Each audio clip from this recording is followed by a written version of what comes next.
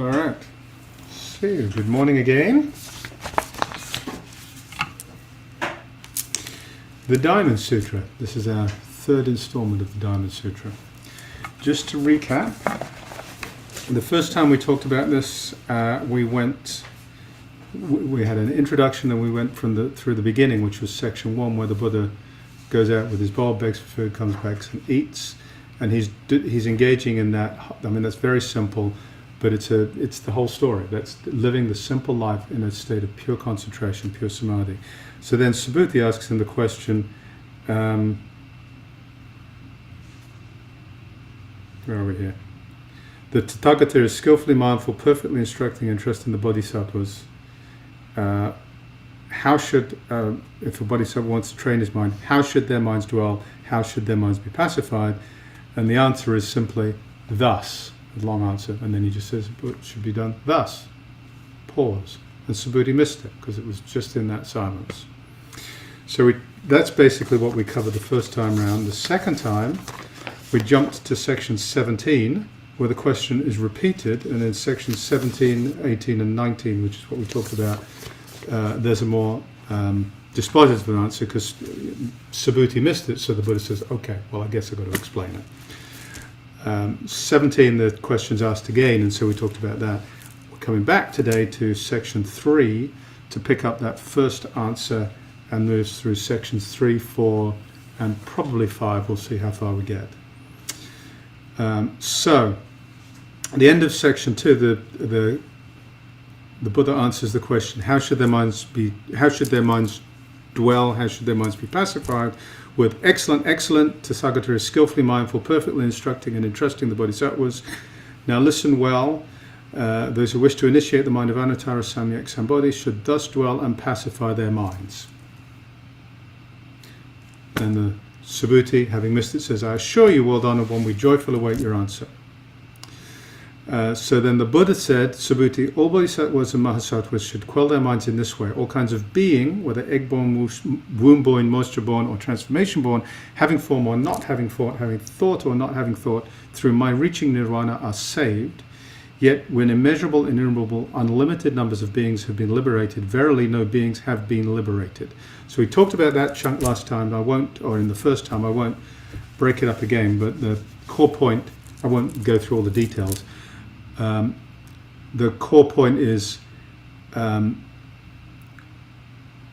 when the Buddha wakes up, all beings wake up.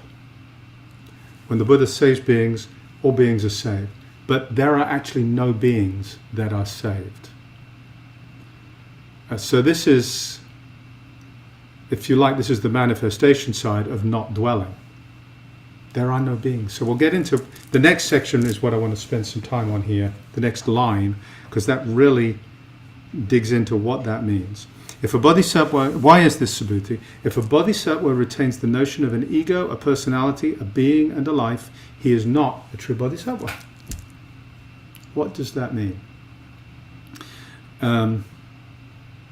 If the bodhisattva retains any sense of self whatsoever, then there's a clinging, there's a holding on. They have to let go of all of that in order to save beings, because saving beings is actually realizing there's no beings, including this being, that can be saved. So I'm going to pass that ego, personality, being, and a life. An ego is this sense, there's a shell between this and everything else. There's a sense of identity, there's a holding on going on. I'm going to mix traditions on you a little bit here. So I read recently, and I love this approach, when true knowledge is there, then true knowledge is there. But when there is an absence of true knowledge, which is truly understanding the Four Noble Truths and the Noble Eightfold Path, when true knowledge is not there, then nature abhors a vacuum, and something will show up in this mind to fill it. And what shows up are views. Views of self, views of habits and practices, views of sense pleasures. There's just views show up. And these views are not deeply examined views. Most of the time they're just views that show up and they're really not examined at all. Even to the extent they're examined, the depth of the examination doesn't get us all the way inside them. So these views are what show up as the surrogate for truth. And view one is this sense of self. Phone. This is mine. And not so easy. Well, it is with the phone, because the phone has all our pictures, it has all our contacts, it's where we go. We sit in the airport and play with it. We sit at a restaurant with our friends and play with our phone instead of talking to them. We spend so much time with our phone. This is mine. This is myself. There is so much of me in here. Where is the boundary between this and this? This is myself. This is what I am. We identify so deeply with stuff. And it's fallacious. But we don't pause. We don't slow down and see this going on. There's this constant sense of identification with stuff.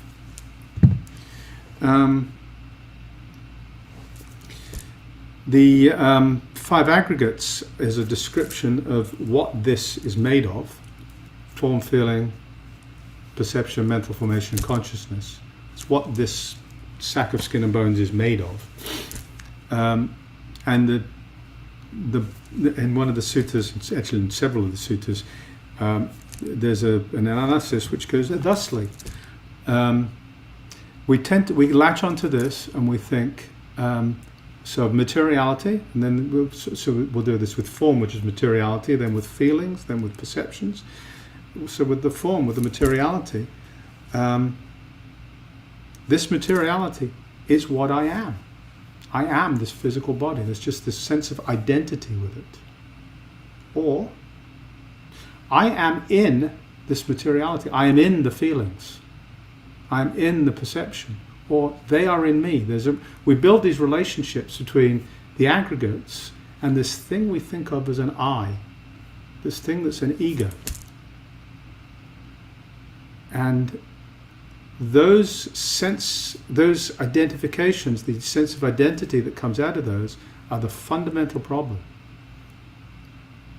Because the examination of the aggregates is yes, they're there.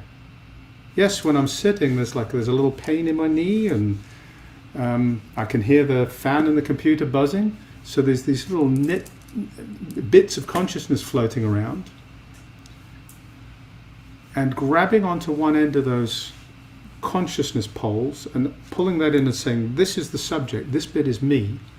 My hearing, my sense of touch, my sense of smell, this bit is me, tries to create this separation between self and other.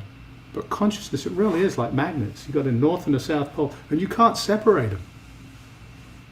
Subject and object are both tangled up in consciousness. You can't separate out the bit and say, this is me and this is my sense of consciousness. So it's a fundamental error to create this sense of identity out of all of this. Personality. The root word for personality is the same as the root for persona. So it's this appearance we assume. And think of that in terms of acting, right? I mean, actors assume personas all the time. It's not who they really are. We go around assuming personas. I have a particular personality here sitting in front of you all talking, right? Because I've got a role. And so I've put on the clothes of that role, including this thing draped over me and my little bits of paper and all the rest of it. So I've got this personality, this persona. But it's not real. It's not who I am. It's what I've put on as a matter of convenience for this particular function, for this particular time. I'll get in the car and I'll put on another persona, which is hopefully the polite driver and the one who doesn't hoot the horn when everybody upsets me. But I put on a different persona. I mean, it could be the angry driver. It's a persona. And then I go home and I hang out with Beth, and she's cooking oatmeal today. Because we have oatmeal for breakfast and we like making our own. So we'll go home and we'll hang out in the kitchen and we'll have oatmeal for lunch and granola. And we'll have some granola. And there's a different personality that shows up, a different persona that's going to show up in that relationship with death. So these personas, many of you know I spend quite a bit of time hanging out with Shakespeare's products. And all the world's a stage, and the men and women on it merely players. They have their exits and their entrances, and each man in his life plays many parts. This wasn't unique to Shakespeare. This was just commonly understood at the time. All we're doing, we're showing up and putting on these personas all the time. And we take them so seriously. We think these are permanent things. We create this identity. They're not permanent. They're constantly changing. And not just over the course of a lifetime. They're changing day by day, and within each day as we assume different functions. So, if a bodhisattva retains the notion of an ego, which is this sense of identity that is pulled together out of stuff, the aggregates, my relationship with the leaf blower, or the cars driving down the street, or yours sitting in the room, or the flowers on the altar, if I pull something out of this complex mesh of relationships and call that something an I, I'm holding on to an I, that's a problem. If I assemble this personality and I take that too seriously and I get stuck on that personality, that's a problem. A being and a life. The idea that there's this being here that maybe did, maybe didn't, but I think it nearly died about 2 months ago when it had a heart attack. And now it's probably going to live for a little while longer. The idea that there's this being here that has a lifespan began 60 years ago and it'll end sometime in the future. It's an error.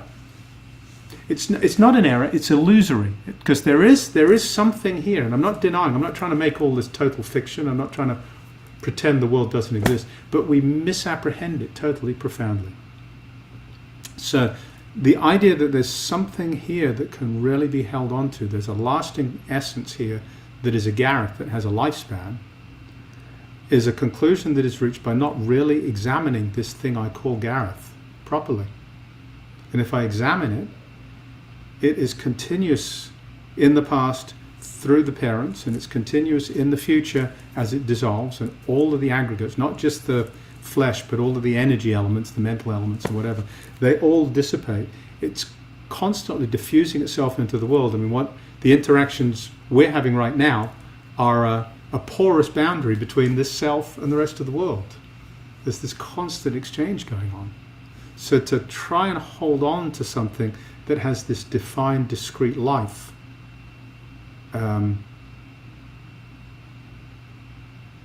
is to misapprehend the situation. So, a bodhisattva, if a bodhisattva retains any of these notions, he's not a true bodhisattva.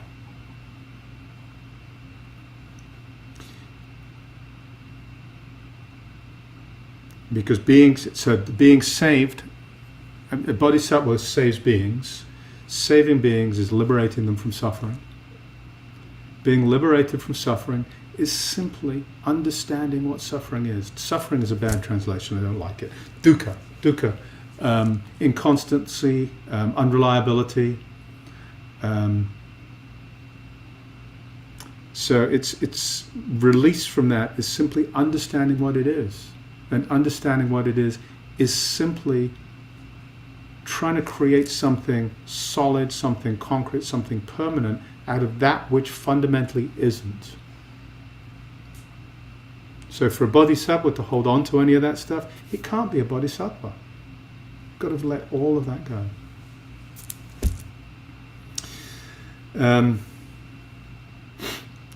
Furthermore, Subhuti, a bodhisattva ought to practice charity without dwelling.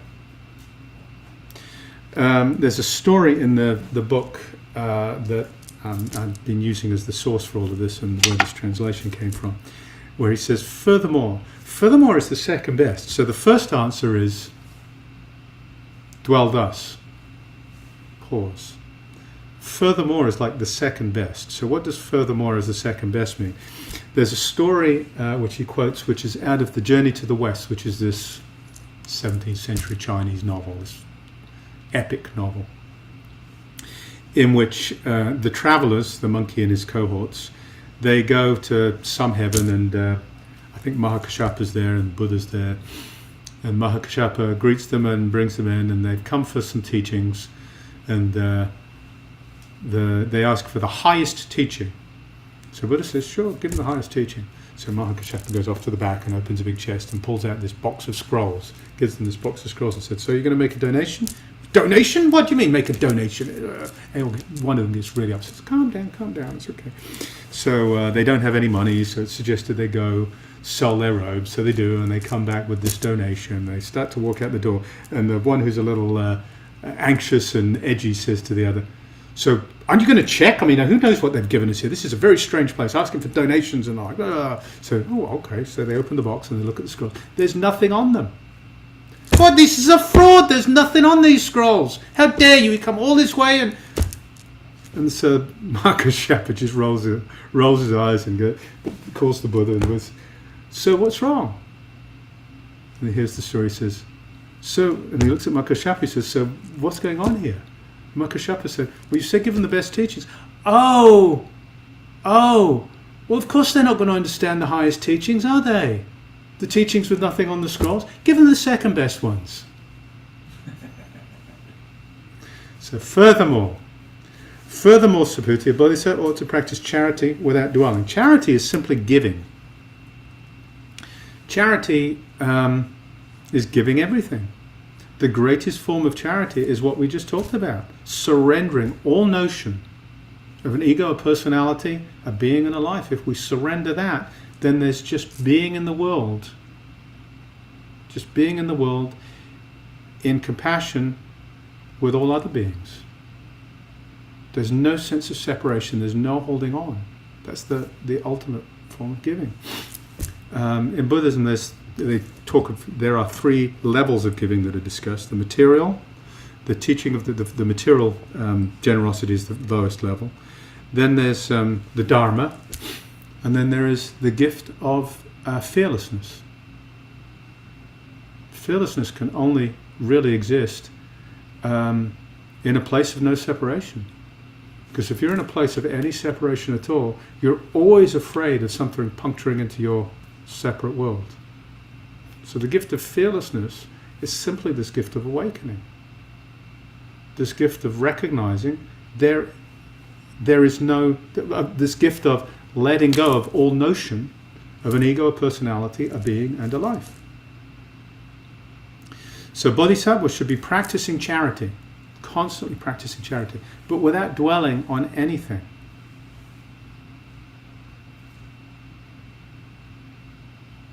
Trying to see whether there's a piece.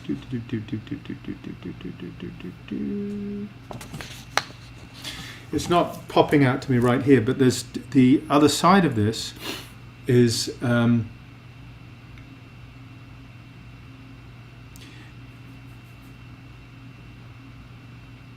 not dwelling on form, feeling, perception, formation, and consciousness. Not dwelling on the five aggregates, not dwelling on a notion of an ego, a personality, a being, and a life. But equally true, not dwelling on these don't exist, not dwelling on the emptiness, if you will, that we can say is the other side. If these aren't there, then what's there? There's nothing there. Not dwelling on nothing. Dogen, who was the founder of Soto Zen in Japan, in his training years, he was in China, and I've forgotten his teacher's name. I can't remember his teacher's name. Anyway, he was with his teacher, and he had this profound awakening experience. And he went to his teacher, and he said, Shinjin Datsurak, which means dropping off body and mind. He had this really deep experience where the awareness had just completely dropped off all identity with body, all identity even with mind. There's another saying I love, which is true freedom is freedom from your own mind. Political, economic, and social freedoms are all freedoms of limited kinds. True freedom is freedom from your own mind. That's being being present with your thoughts, but not being caught in any of the stories, not being attracted to any of the stories, just being present with your thoughts, as we're just present with the trees outside. They're just no different. They're just thoughts. They're not my thoughts. They're just thoughts. They're just events that pop up and then fade. True freedom is freedom from your own mind. So Dogen had this profound experience of dropping off body and mind. And his teacher said to him, Datsurak, which is to say, you ain't done yet, buddy. You ain't done yet. Now you need to drop off dropping off.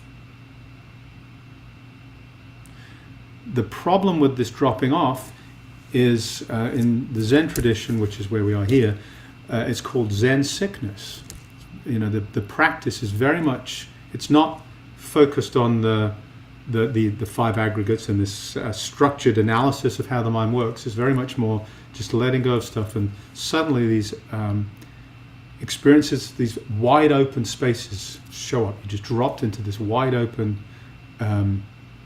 consciousness, wide open awareness, spacious awareness. And it's beautiful, it is peaceful, it can be blissful, it can be overwhelming. But you don't have any signposts there, and you have no signposts that took you there, you've no structure. And it's really easy to say, oh, I'm done, here I am in nowhere, and this is liberation. At that point, the master will say to you, that's cool. Now, go to the hermitage on top of the hill and live there, probably 2 or 3 years. There's a creek that runs by. Get your water. There's berries on the bushes. Eat some berries, eat some fruits, dig up some roots. People may come by and give you food from time to time. Learn to live in the world. You've got to come back.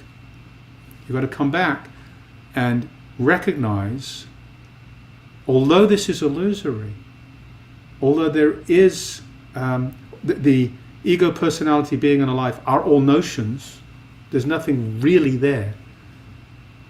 They are still illusions.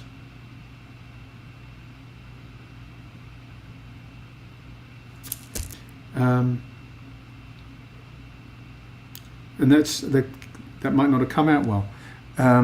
Although they are illusions, there is still an illusion there. We are living in an illusion, but we are living in that illusion. And there are a lot of other beings running around who don't realize the illusory nature. So you've got to show up and take that seriously. You can see clearly what it is. You can see that it is illusory. You can see that the problems all arise because of holding on to notions of an ego, a personality, a being, and a life. You're no longer caught in holding on to those. You're free. But you've got to show up with respect for everybody else who is, and for just the nature of this. So it's not, poof, I'm gone. Go up to the mountain, spend a couple of years, and get used to it. This is also the ox herding pictures. There's a series of 10 or 12 ox herding pictures where the Zen student first starts looking for the ox. Big white ox signifies freedom, liberation. If it catches a glimpse of the tail, catches another glimpse of the tail, eventually starts seeing the ox, catches the ox, rides the ox. And then the next picture is just blank, it's white. And that's this Shinjin Datsurak, dropping off notions of an ego, personality, being, and a life. And then the next picture, he's riding the ox back into the marketplace, which is he spent his 2 years on the hill. And now he's coming back. He can function in the world with us now. Not trapped by these notions, but not trapped by no notions. So this is the deepest form of this charity.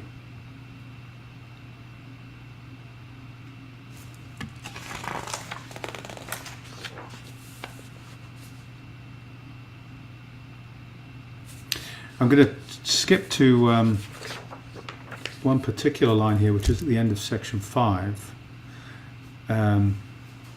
which is another gloss on the same point.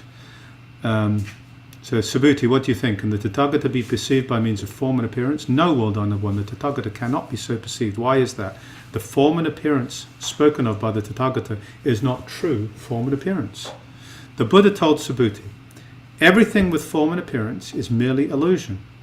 If all form and appearance are seen as illusion, the Tathagata will be perceived. So,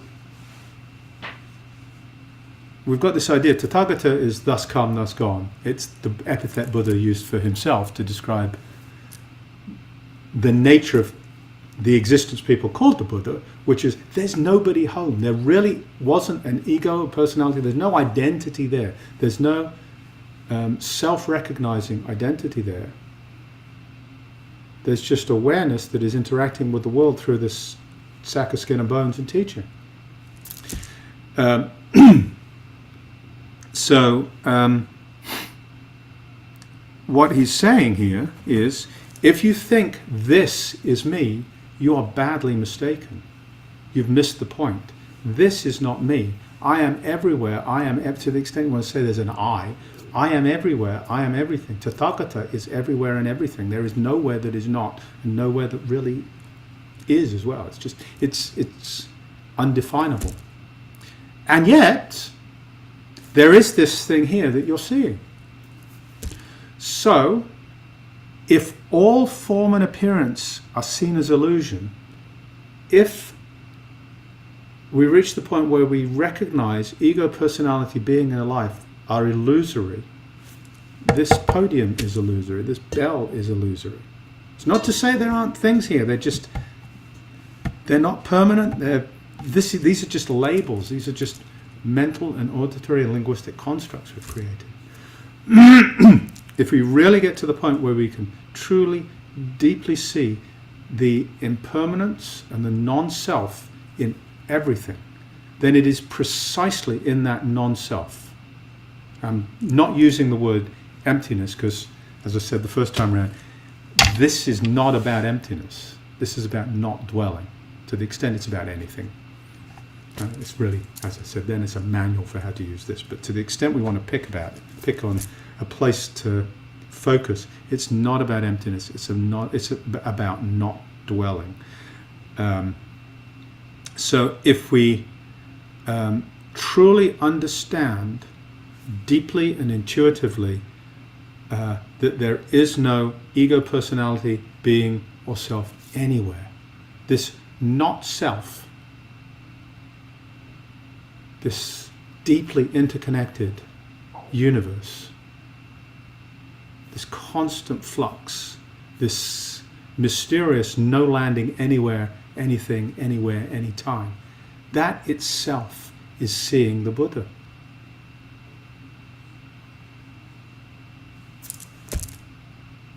Or seeing the Tathagata, I should say, not seeing the Buddha, seeing the Tathagata. I think I have. I think I'll stop there. I could keep going, but that's a really. It's one point, but it's a really dense point. So I think I'll stop there, and let's just discuss this point.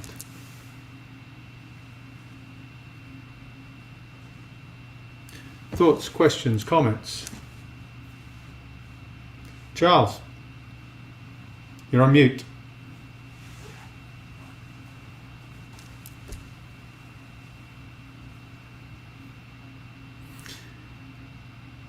Probably in the bottom left-hand corner of the screen, there's a microphone, and if you put the little arrow up, or you click on, you click on the little microphone bottom left, probably.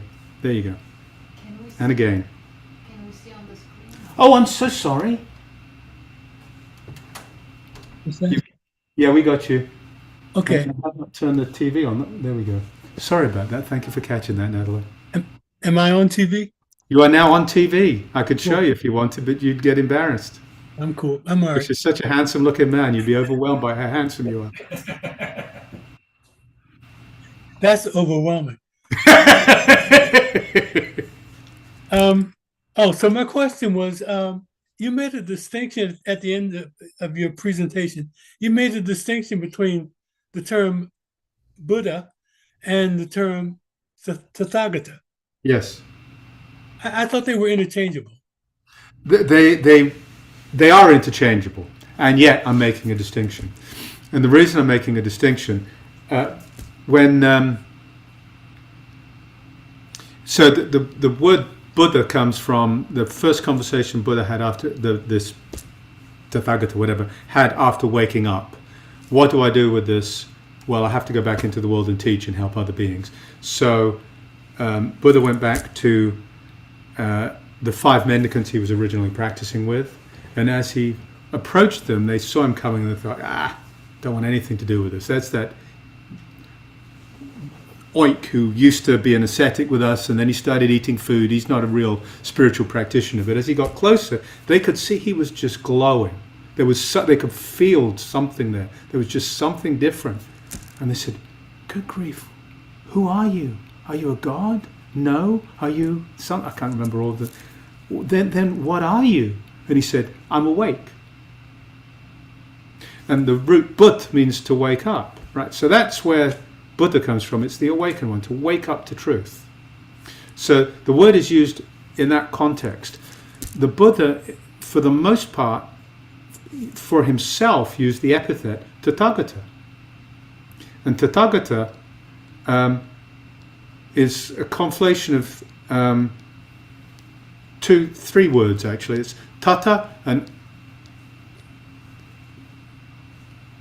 it's Tata and then Gata and Agata, which means thus come one and thus gone one, which is a way of saying there's not really anything here. There is nobody here. Buddha can leave, using the word Buddha can leave a sense there's a being here who's awakened. Shunryo Suzuki, he's got several sayings I like. One of them was, there are no awakened beings. There are no enlightened beings. There is only enlightened activity. There can't be an enlightened being, because to be enlightened is to not hold on to any sense of an ego, a personality, a being, and a life. It's to have no sense of identity here. So, using the word Buddha suggests a being, and in that way it can lead to misunderstanding. Tathagata is intentionally not doing that. Does that explain? I think so. I think so. Good. Anyone else? Barrett, can you put on the video in the room? Oh.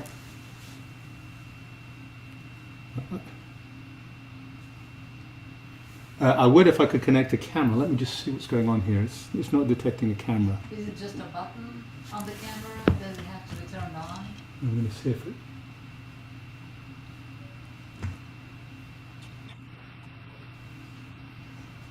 Yeah, if you would. Thank you, Natalie. Usually often it's just disconnecting the USB and then it finds it again. I don't see any button here.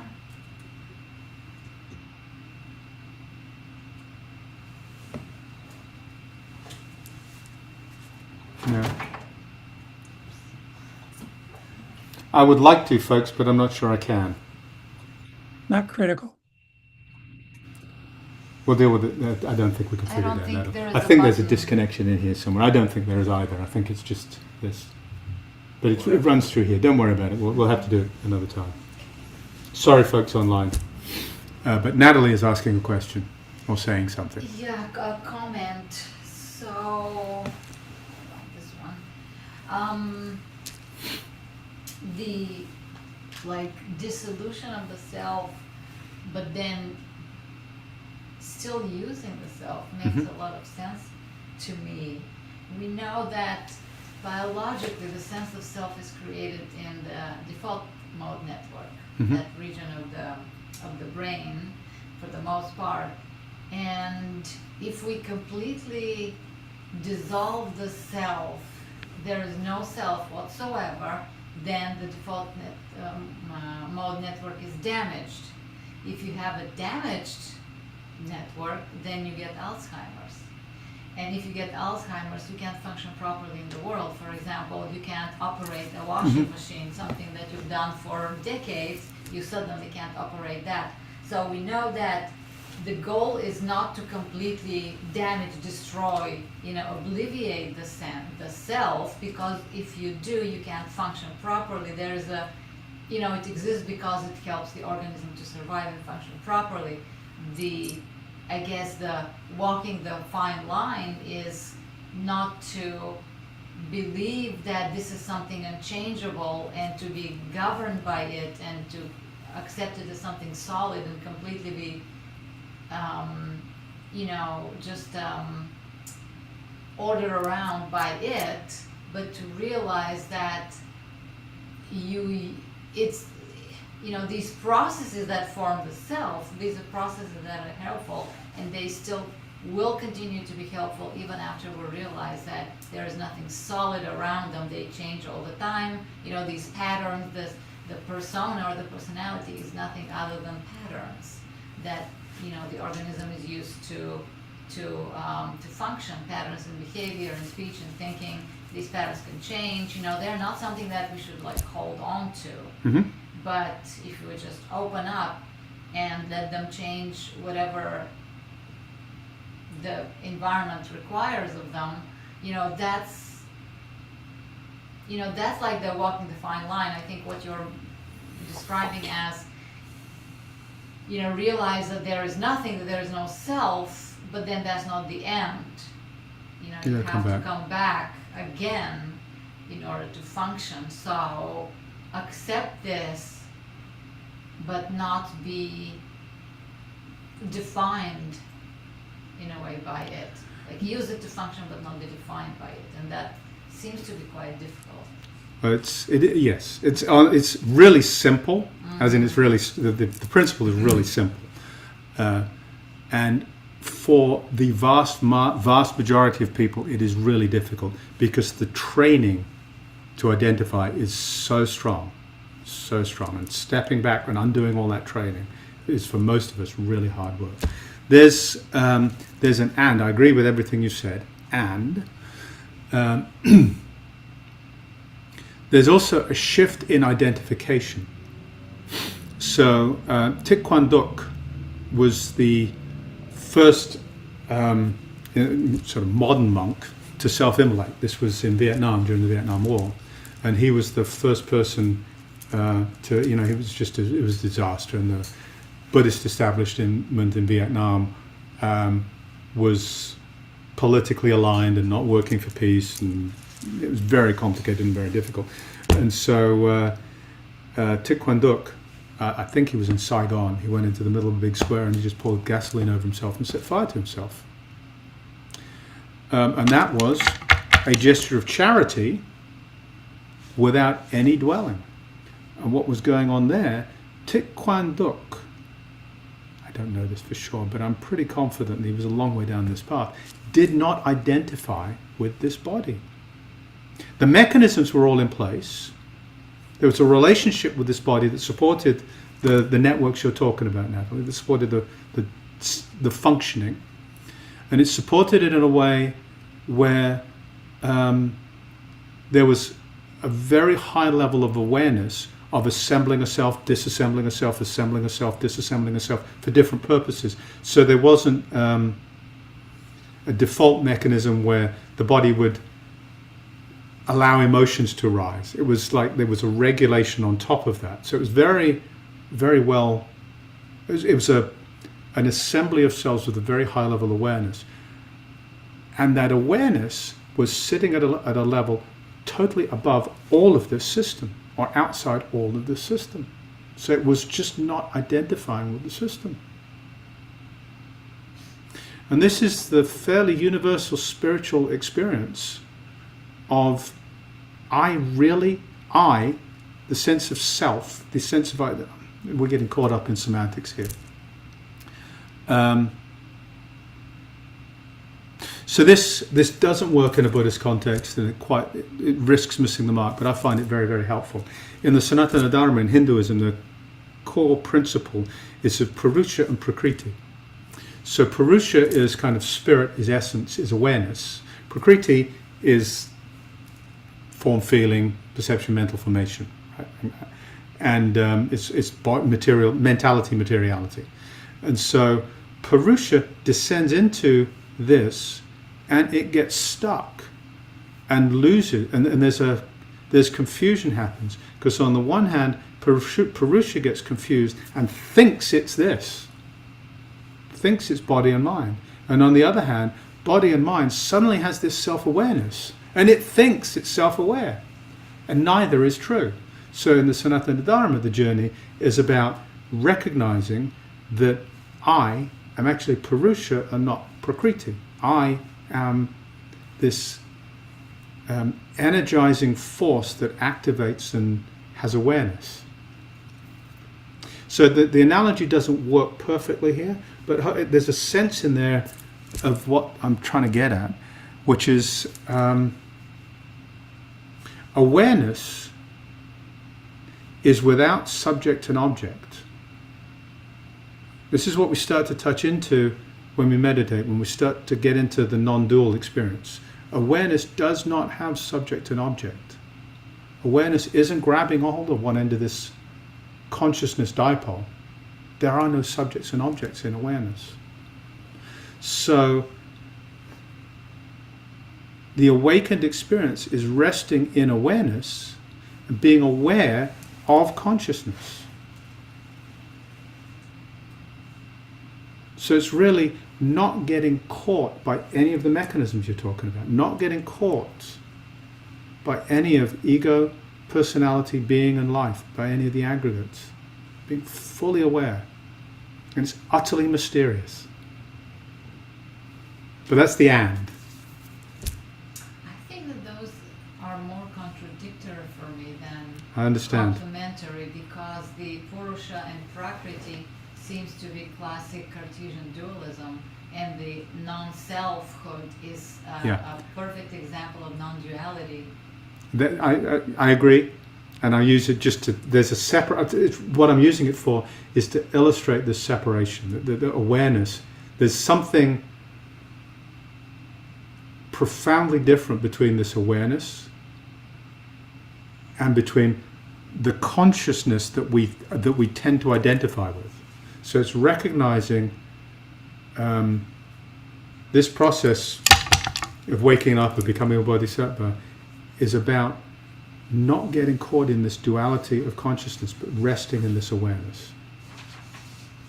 And yet recognizing this illusory world of all of these things assembling themselves out of this glorious, glorious universe of consciousness. A lot of people confused. What do you mean by the duality of consciousness? Subject and object. Can't have consciousness without subject and object. Okay. And this is semantics, but that's the way I use consciousness. It's got subject and So object. you mean perception? No, I mean consciousness. Perception comes later. Consciousness is first of all subject aware of object. There's an interaction between subject and object. That is consciousness. Awareness. Awareness is before subject and object. This is confusing. The terminology is confusing. Yeah. So, and I get that this is, it's like for most people in the West, the idea of meditation doesn't make any sense, because what they think of as meditation is actually contemplation. So it's, you get all sorts of linguistic traps, and I know you're coming at this from a neurological and a scientific standpoint, so the words aren't going to match perfectly. But here's the construct I'm trying to describe. We begin with pure awareness, non-dual, no space, no time, pinprick, whole universe, irrelevant, can't describe it. It's just pure awareness. Out of pure awareness, consciousness appears. Consciousness co-arises with subjects and objects. Consciousness cannot exist without a subject and object. Subjects and object cannot exist as such without consciousness connecting them. The two things arise together. Once that contact, that contact of consciousness happens, then we start getting into the whole cascade of the feeling tones, the perceptions, the fabrications, the stories that start assembling around all of it. But consciousness comes first after this awareness, as awareness collapses into duality. Does that? I'm not expecting you to say this is right. I understand where you're coming from. Okay. I disagree with it, but I understand Okay. where you're coming from. Good. Ken? Yeah, following it up on what Natalie was talking about, the more you talk about it in dualistic terms, the more confusing it can become. Yeah, mind, awareness, consciousness. You know, we're speaking, come out getting into duality now. These words kind of flow into each other, and They do. you know, we're trying to keep them a little. The basic premise, the underlying premise of the whole thing is that everything, the whole universe, is mind, awareness, consciousness, and as it boils down into what we are able to perceive and conceive, it comes through us in a dualistic form. So we're trying to use this dualistic form to try to get back to the original premise of it's all consciousness, or it's all the mind of God in theistic terms. And that is what is so confusing. You know, we not only speak, but we think in dualistic terms, you know, subject, object. Every sentence has a subject and an object that are related to each other by a verb with a bunch of adverbs and adjectives thrown in there. And it's just extremely difficult to clear the head enough. And to me, that is what meditation That's really exactly right. is. It is clearing the head, quieting the head enough that all of the original premise is already within you. Well, it's already everywhere. Which is within you. In theistic terms, it might be called the Holy Spirit in Christian terms. It's just so difficult to see it because it is so difficult to get the mind calmed down to that state. So, yes, it's very easy for us to come in here on a Saturday morning. We do a bit of chanting, we do a bit of meditating, and then okay, so now we've covered the material, we've sat for a little bit, and now we're settled, and now we can do the work of analyzing the material, which is the wrong way around. Yes. That is what I've just said is a necessary progression because you have to do that before you can analyze the material. But the analysis of the material is a dualistic analysis, and that is never going to answer the question within the system we're talking about. What now happens is, with whatever comes out of this conversation, we go back and we chant and we sit and we chant and we sit, because it's in those places that we can, the duality can collapse and we can start to touch this non-dual place and the answers can emerge. And I wouldn't even say it's difficult to calm the mind. It's just a matter of sitting and trusting the process. Right. Because if we try to calm the mind, we're probably going to fail. What we're going to do is sit and trust the process. And the process is, if we sit still enough, long enough, that original mind, that natural mind, will start to reveal itself. We sit still enough, we look at what's going on, we investigate it, things will quiet down, we start letting go of stuff, and it will just naturally emerge. Mm-hmm. And that's where the answers lie. It's like I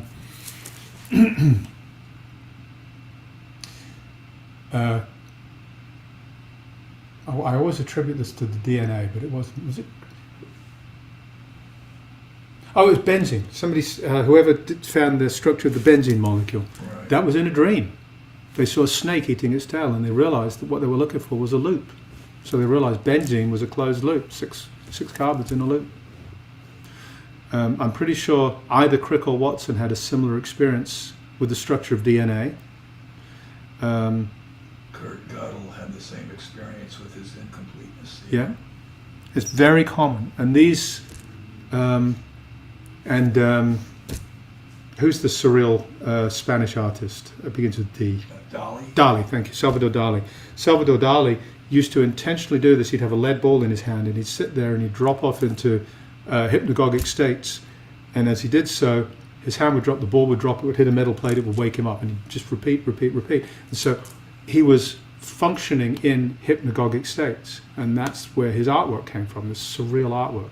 And it's by allowing ourselves to go into those non-dual, non-logical spaces that so much creativity and solutions, the solutions are all there. We're just going to Right. let them emerge.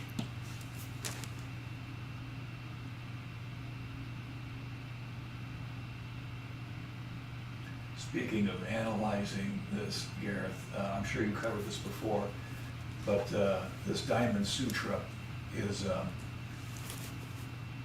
an excellent analysis of trying to get to it. I know you talked about this before. Could you give us another historical rundown of this? Like this, the Buddha initially had an experience that led him to lead all this, but how was this originally put down in a more written form? This came after Nagarjuna and the arising of Mahayana. Is that correct? How far back in history does the Diamond Sutra go? These are the Prajna. This is one of the Prajnaparamita sutras. I think they're like second. No, this is probably 5th century, something like 5th century. So it was heavily influenced by Nagarjuna. He was what, 2nd century, I think. Yeah. So we're getting along pretty far into the dualistic thought process as Buddhism is coming up through the centuries. I mean, sequentially, Buddha taught. Then there's 500 years during which a lot of different schools emerged because there was no formal lineage. He said he didn't leave obvious successors, so all these different traditions split out. There were distinctions that grew up between them. Some of them became more legalistic, more focused on the lists and the Abhidharma, and others were much more open, practice-based. Some of the Abhidharma ones became, as far as I can tell, fairly scholastic. They kind of left meditation behind. This was a problem actually more recently in Thailand. It was happening in the 19th century. Most Buddhist practice in Thailand was happening in monasteries where they were studying, and they weren't sitting. So Ajahn Mun was the first guy who broke out of that and said, this is nonsense. Of course, they were saying, you can't wake up now because this is the evil Dharma age. There is no true Dharma. You can't wake up. All we can do is study, carry it forward. He said, it's just nonsense. So he went off into the forest and he woke up. Whatever. And tons of people followed him, and so that then became the Thai forest tradition. But it came out of the same kind of thing happening, which is this calcification and the legalism and shifting from a practice to a study-based tradition. So some of that was happening in India. And there were all sorts of reactions to it. One of the reactions led down this path which went through Nagarjuna to what is now called the Mahayana. And there's this idea that Nagarjuna was the second Buddha and he was doing something completely different. I fundamentally disagree with that. I think Nagarjuna was simply a commentary on, I can pick 2 or 3 core Buddhist texts. The Kaccayana Sutra is one of them. But I think Nagarjuna was simply, and I think the Mahanidana Sutra is another one. But there are 2 or 3 core texts. And I think what Nagarjuna was doing was saying, look, a bunch of you guys have gone off stray. You're wandering off the reservation. You're doing all this academic stuff with lists and creating within these lists. You're saying these things are real. None of it is. This is what the Buddha taught. Here's my commentary on the Buddha's original teachings. I think that's all Nagarjuna was doing. Mm-hmm. But you're right. That then led to this a shift. And it's a very rich and complicated shift, which I won't try and pin down because I don't think you can. There's a tendency to oversimplify it. But it has the Pure Land Sutras and the Pure Land schools. It has the whole of the Lotus Sutra tradition, which is now heavily based in chanting. Originally, a lot of it was very, very similar to the stopping and seeing. Shamatha and Vipassana are the same kind of traditions you have in the original Indian traditions. And then over time, it shifted. But these sutras, the Prajnaparamita Sutras, I find them really compatible with the Pali teachings, actually. Mm-hmm. Does that help? Oh, yes, definitely.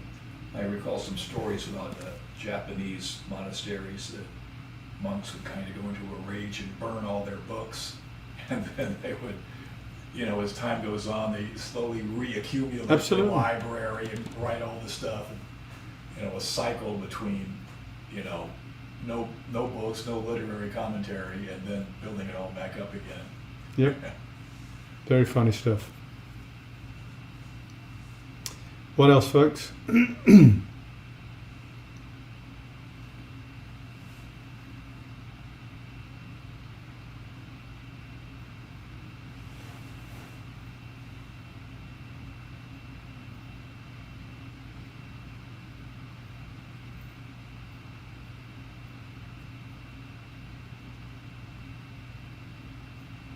So was that because it was a very clear talk, or because it was utterly opaque and I've left you all mystified with what the heck was going on? Nobody's going to answer that one. Okay, I'll bite. Go for it. It seems that the in this section of the sutra, the one that we, in section 6. Well, I could actually pick out a number of sections in which whatever supposedly exists doesn't exist. Yes. And then we go back to it again. Yeah. So I don't know how to explain that. I don't know how to, Yeah. or maybe it shouldn't be explained. Well, ultimately it is intuited. Ultimately, you get to where it's intuited. But we start up here and it moves down, right?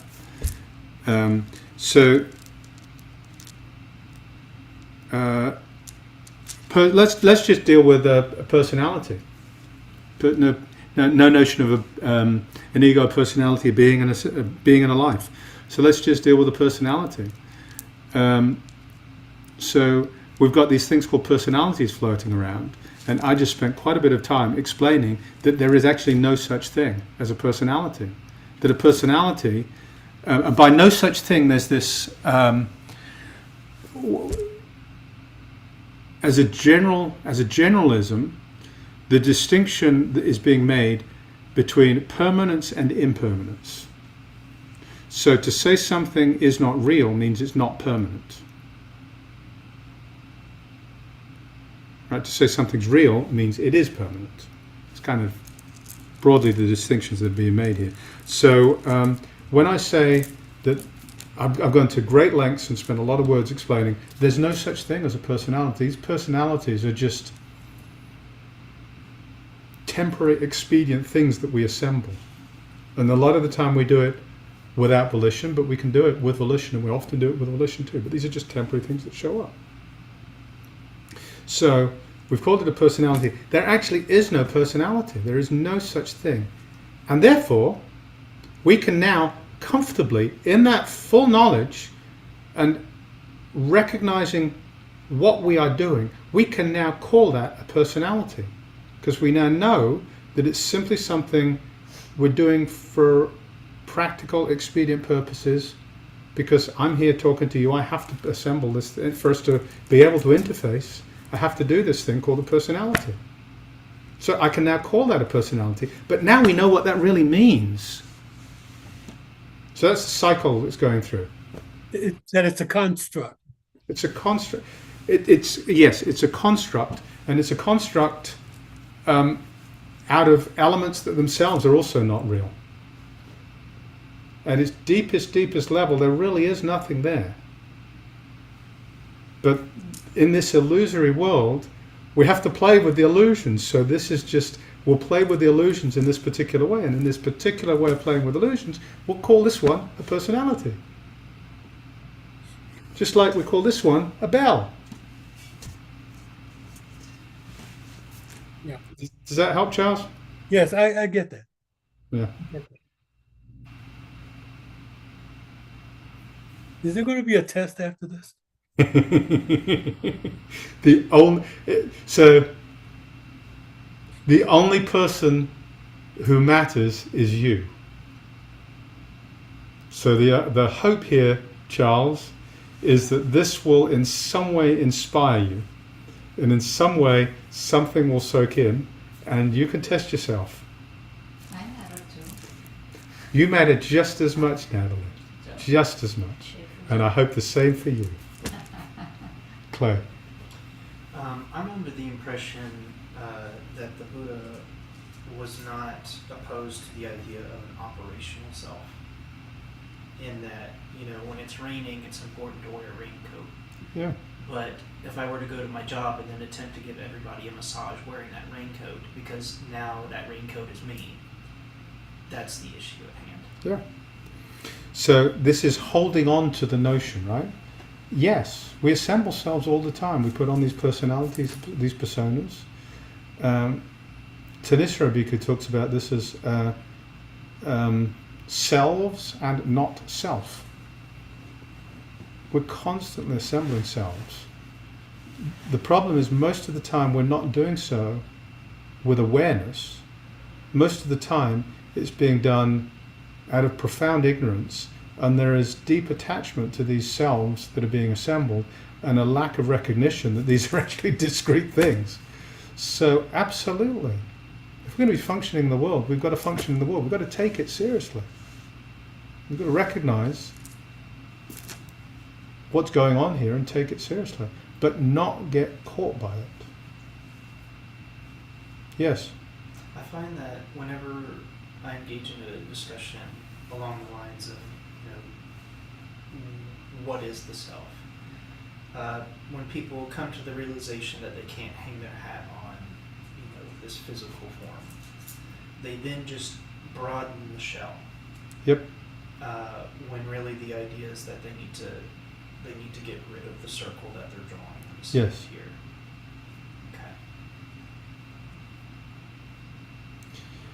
Okay.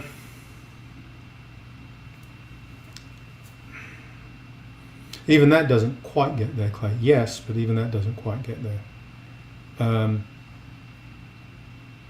Because the deeper recognition is, if you recognize the impermanence of everything, then you recognize that there is actually nothing, there is no thing of which it can be said, this is mine, this is myself, this is what I am. So it's not dissolving the circle, it's dissolving the whole concept of identification. Dissolving the whole concept of self. And then from that place, there can be showing up and putting on a raincoat when it's raining. But it's done realizing there is nobody putting on a raincoat, there is no rain, and there is no raincoat.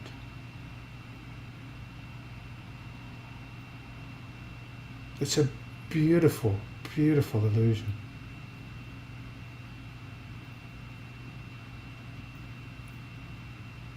It's not to say there's nothing there, but the idea, the elements that are happening in this story are a beautiful illusion. Rain is not wet. That's something that only happens in this body. Dick. I reread the first part of the commentary that you're using mainly. I forget the author. Diamond Sutra's meaning, where he talks about there are 5 kinds of prajna. He calls the first is true form prajna, the essential substance of the Tao or Dharmakaya, which is the truth body. And he says what we need to do is discover intuit the original source of being, the original form of Dharmakaya. And enlightenment is awakening to the Dharmakaya. Anytime you use the word original, you suggest time. And the mystery is, and I said this before, the mystery to me is, how can it be that there can be a unconditioned and a conditioned, and somehow they not be co-eternal, if you know what I mean? Mm-hmm.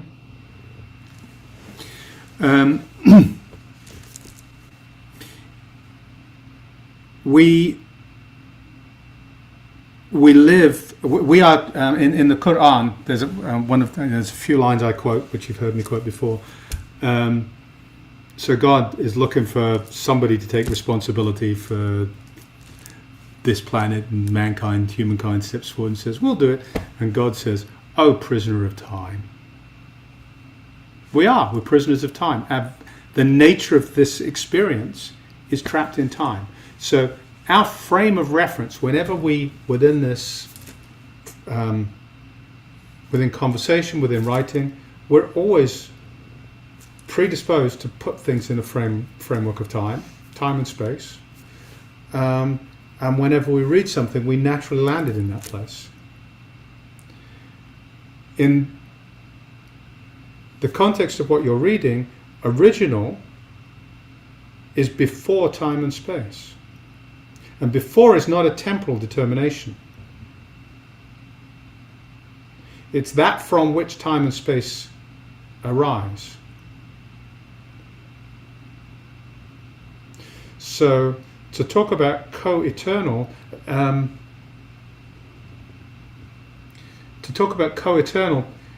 is not quite right, because the conditioned, in this language, conditioned arises from the unconditioned, and the two are, they're inseparable. I mean, they're just different sides of the same thing, but from the side of the unconditioned, there is no time, there is no space. From the side of the conditioned, everything is within time and space.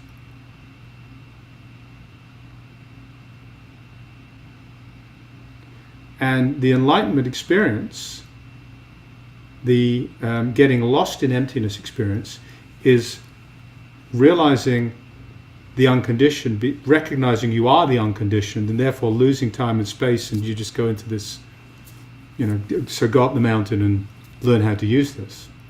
And then the deeply awakened experience is to recognize the reality of the conditionality and the conditioned arising of this space that we're living in, and not be trapped by it. Which is to have to be able to be in the conditioned and unconditioned simultaneously, which is your awareness. You're not trapped by any of these, by consciousness itself. You're just awareness, able to use consciousness. Does that help, Dick? Yeah, I mean, again, the problem is to separate consciousness and awareness is to create a duality. Right. No, it's exactly and why can't we say awareness is what gets reborn? Well, what's reborn? What's reborn is illusion. Nothing is reborn. But as long as you think you're a dick, sorry, that wasn't meant to make people laugh. That wasn't meant to make people laugh. As long as you think you're dick, Nothing is then you will be reborn. When you realize you're not dick, there's nothing to be reborn. Well, to me, that gets at the heart of the mystery.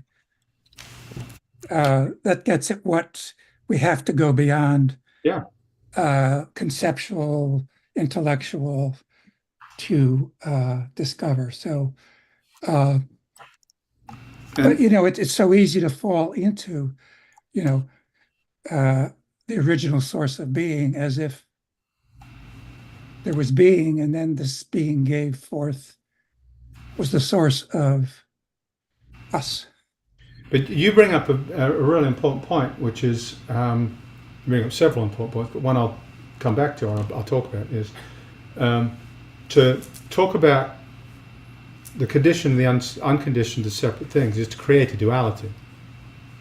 And it fundamentally is, and it's a problem. In the Pali canon, the Buddha this is why the Buddha didn't talk about it in those terms. The Buddha simply talked about release from samsara. He talked about the illusory nature of the world we live in, and about how by simply seeing through that we could let go of that. He was avoiding getting caught in this duality. To the extent he did, he said there's the extreme of existence and the extreme of non-existence. Avoiding these two extremes, the Tathagata teaches the middle way. The middle way is precisely avoiding these two extremes. So he didn't create that duality. He intentionally didn't create that duality. The Mahayana approaches much more created and talk about the relative and the absolute, the conditioned and the unconditioned, the born and the unborn. They've created this duality.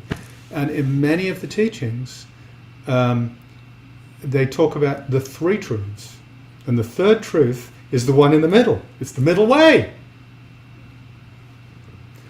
And then there is one teaching, and I forget which one it is. I think it's one of the mature Lotus Sutra teachings. And it was a well-known one at the time, where there are four truths.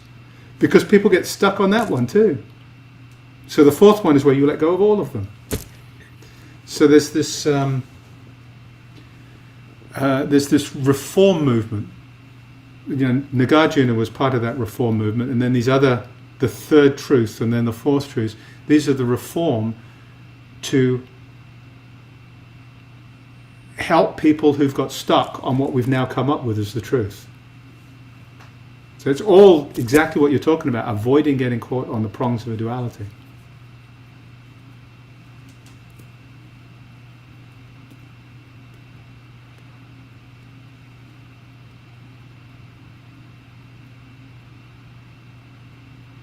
You could pull off playing Don Quixote with that beard.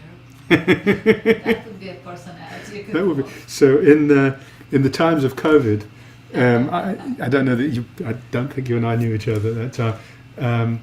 I didn't shave. I didn't have my hair cut. I don't shave. I didn't have my beard cut, and I had this long bushy beard and big old bushy hair. And so somebody said, "You look like Karl Marx." So Beth, who, as you probably know, she's an art photographer. So in her studio, I got a black jacket on and a black tie, and I sat there with my hand underneath my black jacket in that famous Karl Marx picture. Do you have it on the computer? Can we see it? I don't have it here, no, but it's on. If you're on Facebook and you troll back far enough, you'd probably find it. So there's a picture of me as Karl Marx, and then she did another one, and I put a shawl like this over my shoulders, and I had a big staff, and I held my hand out. And she's taken some pictures, so she's got this huge, great picture of a wave that she screenshot in, and so she's got me as Charlton Heston parting the Red Sea as Moses. I thought it looked like Rip Van Winkle. There were a couple of other ones that came up. There was somebody in the bear. I can't remember what that was, but a couple of other ones that seemed to. It's like, okay, this is done. This beam has run its course. We're not doing any more of these. Anything else on the Diamond Sutra, folks? A big sigh. Yeah, but there's so much. There is.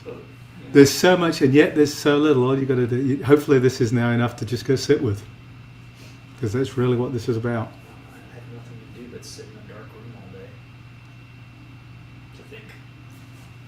Yeah, not think. To think, not thinking. Is this the last installment, or is it one more? 3 installments. 3 more. This is the last one. There are 6 altogether. Oh, there's 6 altogether. Okay, so we have 3 more. 3 more. Okay. June, July, and August.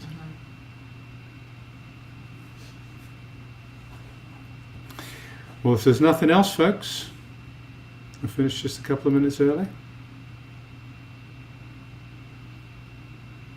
Let's dedicate the merit of this practice to all beings throughout space and time. May they be relieved from suffering and the causes of suffering, and then may they move quickly onto the path to awakening and to awakening itself. Thank you for being here today. Thank you for the conversation, beautiful conversation. Have a wonderful weekend, everybody. And thank you.